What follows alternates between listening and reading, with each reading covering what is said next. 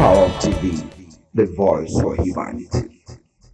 Welcome to Parrot TV, interview of different personalities across the globe. And in today's interview, we shall be dealing with a very unique lady from Senegal. This lady has done a lot.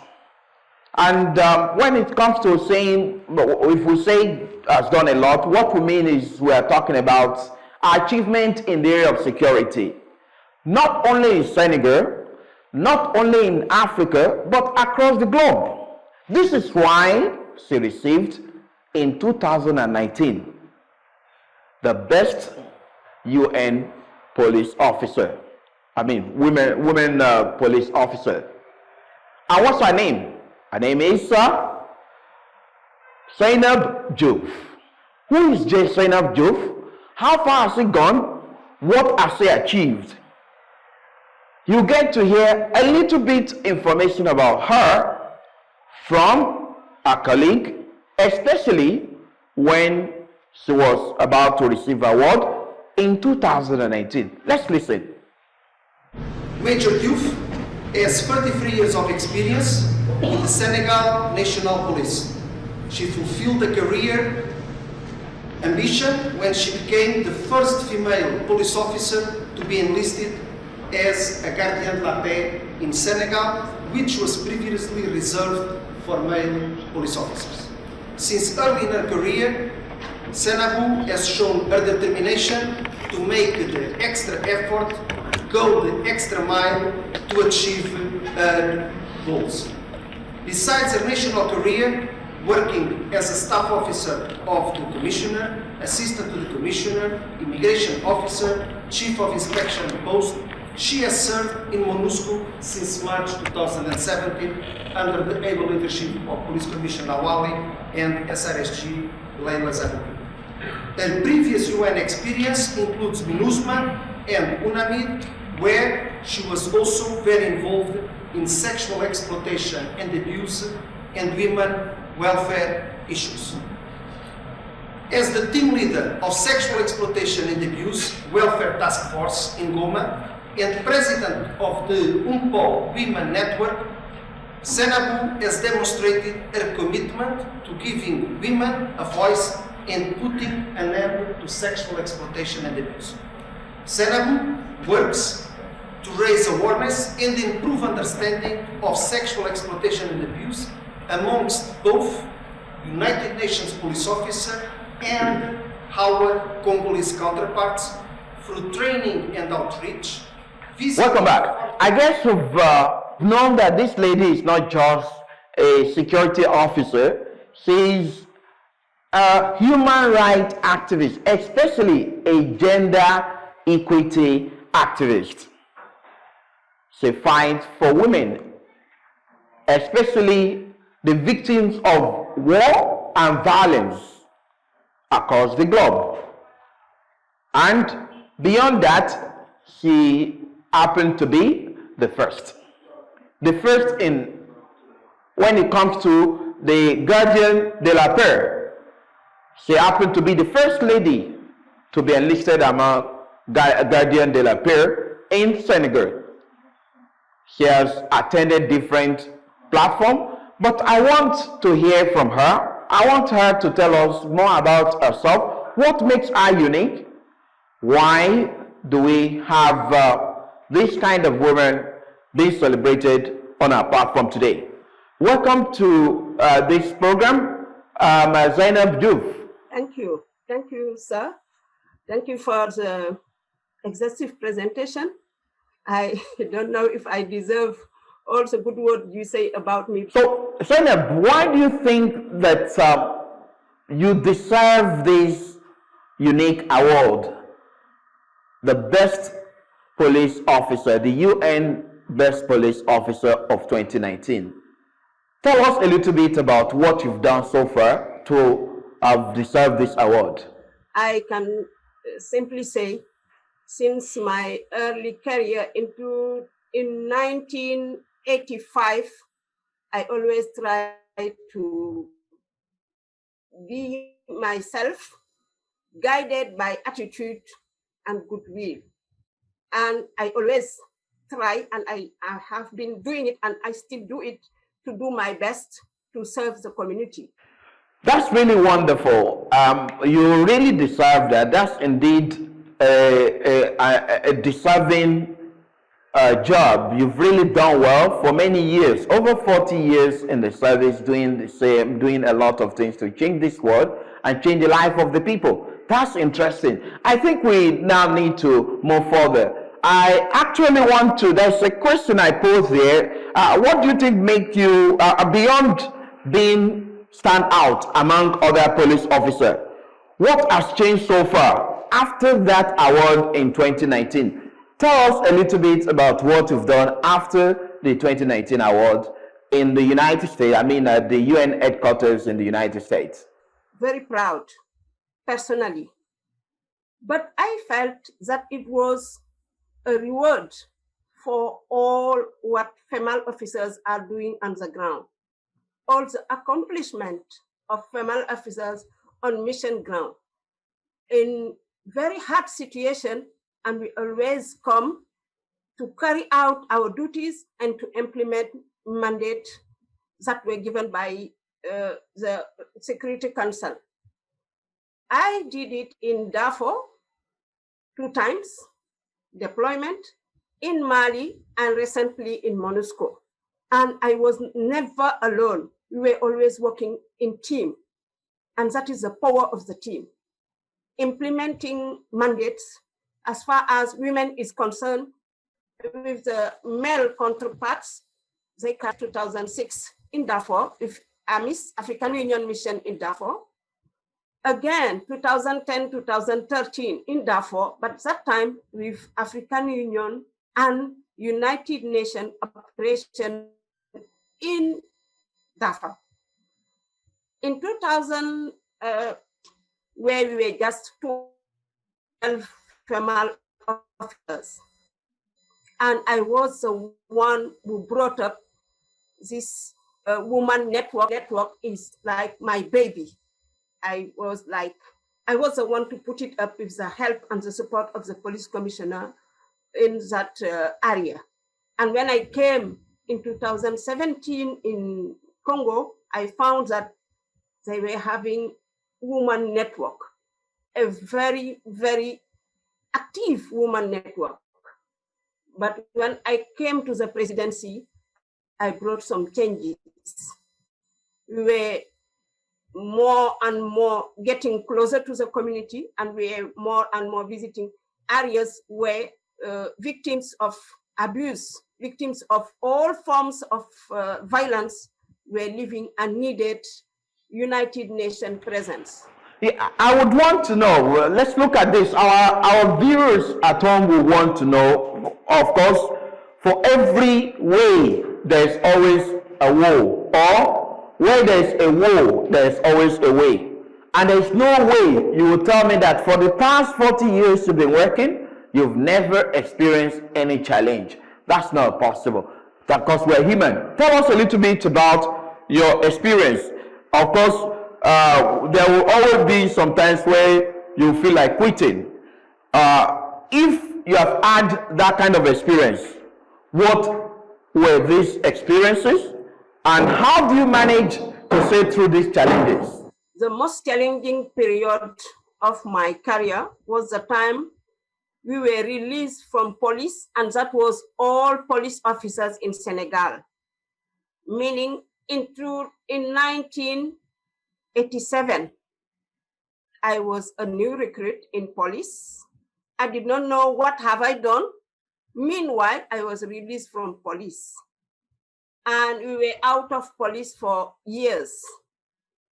That's why when I came back, when they took us back, after I say, this is a challenge, they were wrong, and I was right. I will show them that I can do better than expected. And that is why every year, as I was like completing a part of my challenge, meaning acquiring knowledge, meaning going out for some trainings and trying to share at the utmost of my knowledge with young junior police officers, and showing my bosses that they can count on me. And that is why all the time I was deployed, the bosses in the ground also, meaning the police commissioners or those I work with, were always requesting my redeployment. Because when I work, I will give all my heart.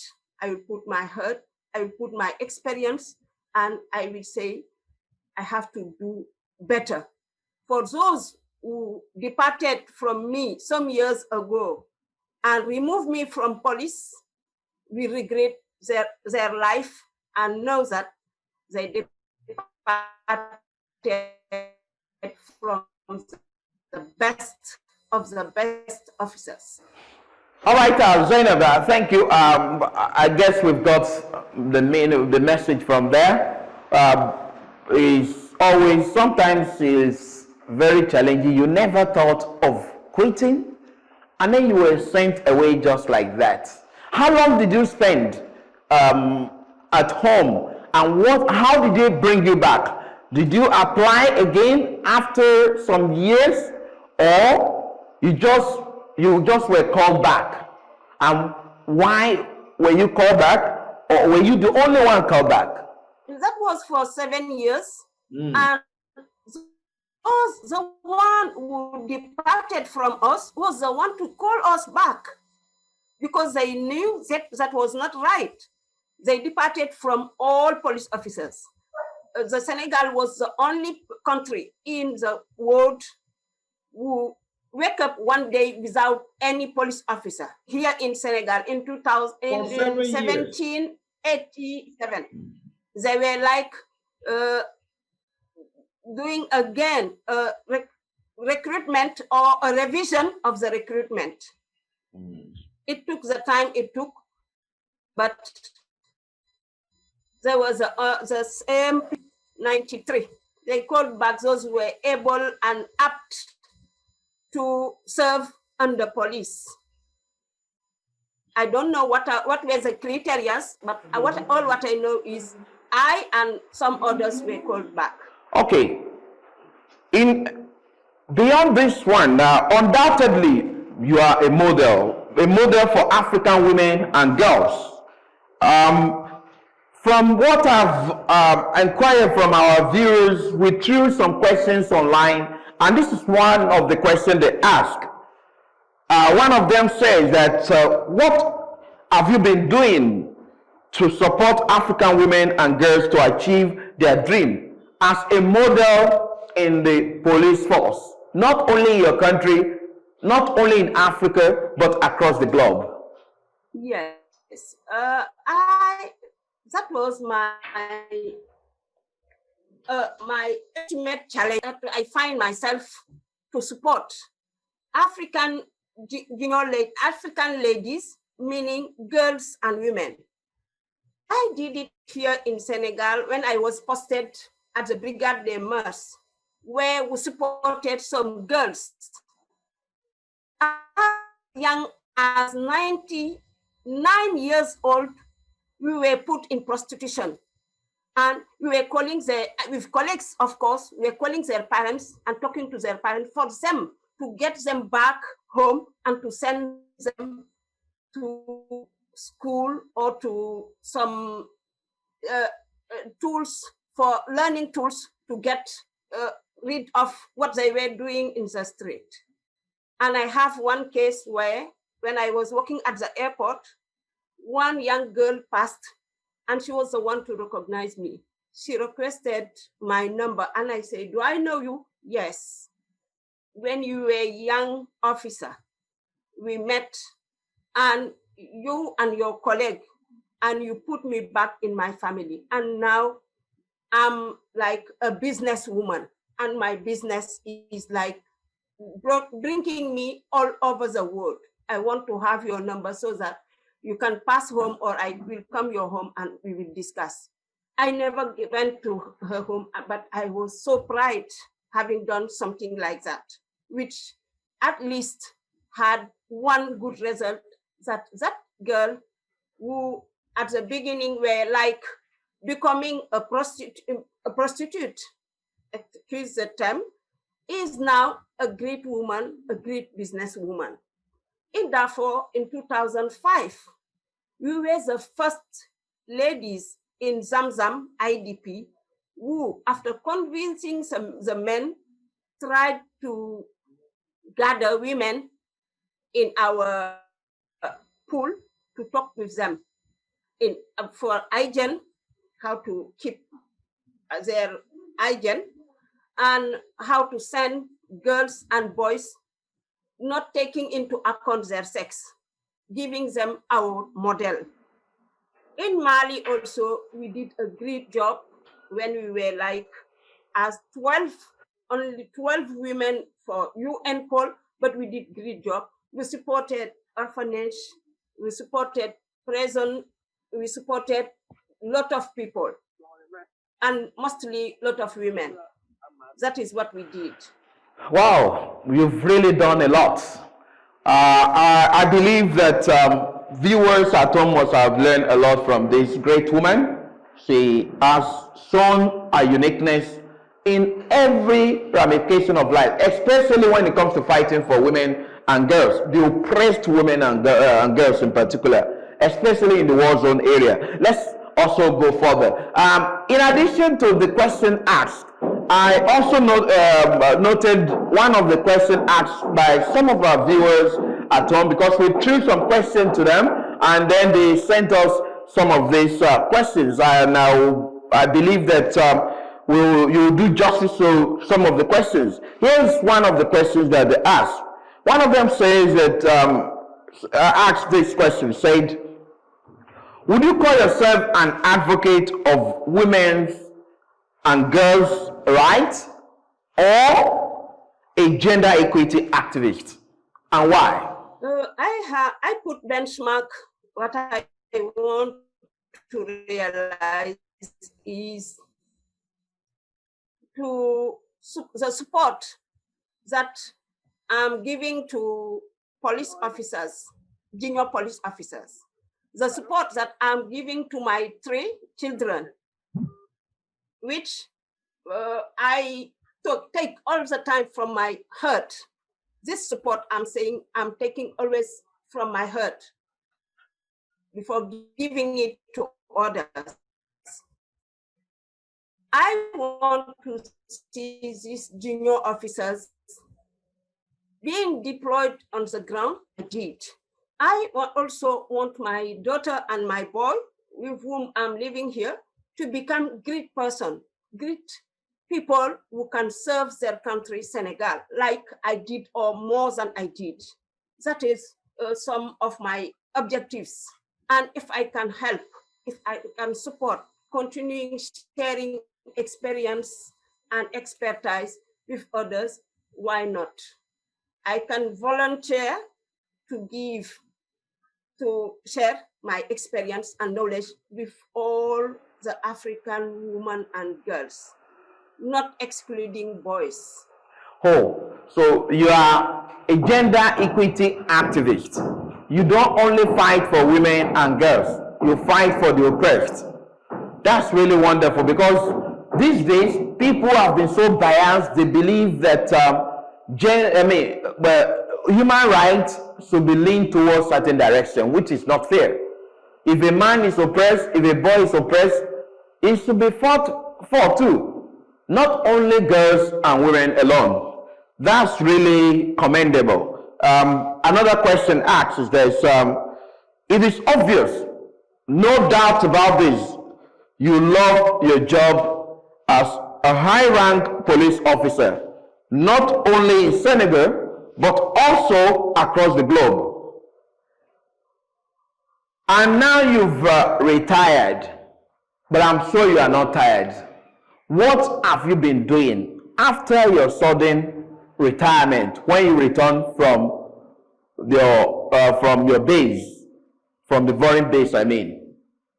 So tell us a little bit about what you have been doing from that time, this short time. I'm sure it was in July or June, up to this moment.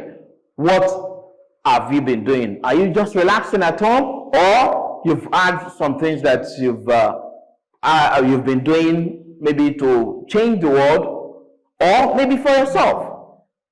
After the award, when I came back to Congo, what I did is visiting police officers in their areas to share up with them the award I got. Because that was not only my job that brought this award to me. We did it in a team, like I said earlier. So I visited, I was based in Goma, Northern Congo, but I visited Kinshasa, where the headquarters is based. I visited Bunya and Beni at the northern east part. I visited Kananga in the central part. I visited Bukavu in the southern part. I visited all that part where, when I arrived in the ground, with the female officers deployed there, we were going to, we always go together and present the award to our counterparts in the Police National Congolese. And they all appreciated it.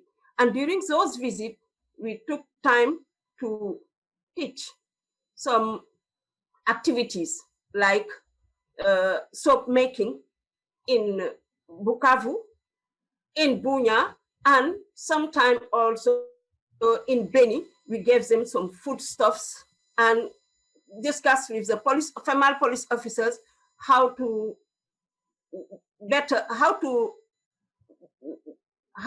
give better services to the community, how to get closer, how to build confidence and trust, and how to protect children in the streets and sometimes some displaced person. We visited also in Bunya some IDP camps. After the award, I was pleased to show to the community that's because I was close to you that I got the award. Now, that is not only my award, you can take it and you can feel proud of what we accomplished together. I want to really ask you a question here, which I believe that is obvious.